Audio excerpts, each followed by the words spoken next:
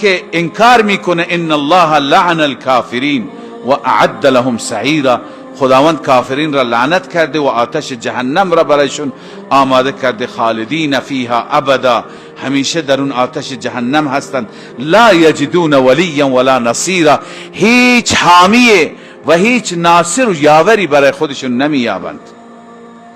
سبحان الله. اینها وقتی که اونجا میرن نادم میشن، پشیمان میشند، میگویند کاش ما از این رهبران کفر و رهبران شرک و از این نظریه پردازان مشرک حمایت نمی کردیم، از خدا و رسولش اطاعت می کردیم، از قرآن اطاعت می کردیم.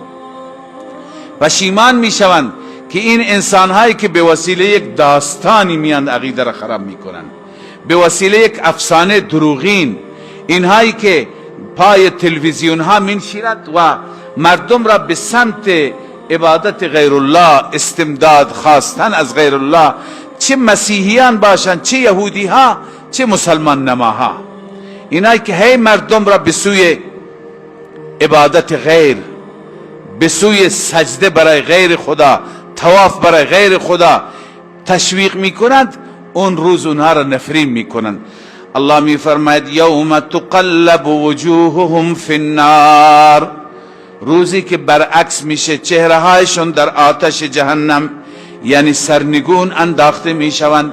یقولون، این مجرمان میگویند یا لیتنا، ای کاش ما اطعنا الله و اطعنا الرسول، ای کاش ما اطاعت کرده بودیم خدا را و اطاعت کرده بودیم رسول خدا را، یعنی قرآن را اطاعت کرده بودیم.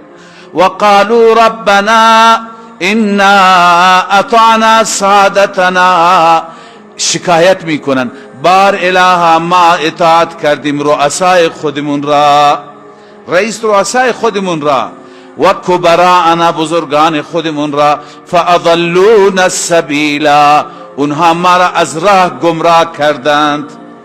اینها ما را، این مراجع ما، این بزرگان ما، این رؤسای شرک کفر، اینها ما را گمراه کردند. ربنا آتهم ضعفین من العذاب، بار الها دو برابر بینها عذاب بده، ولعنهم لعنا کبیرا، اینها را لعنت بزرگی بکن، اینها که ما را بدبخت کردند، اینها را به قعر جهنم بینداز. اونجا الله تعالی می فرماید از همدیگه شکایت می کنند. اینجا در دنیا از اونها حرف شنوی داشتن، اونها به سوی خرافات و شرک راهنمایی کردن، اونجا شکایتشون میکنن ولی دیر شده.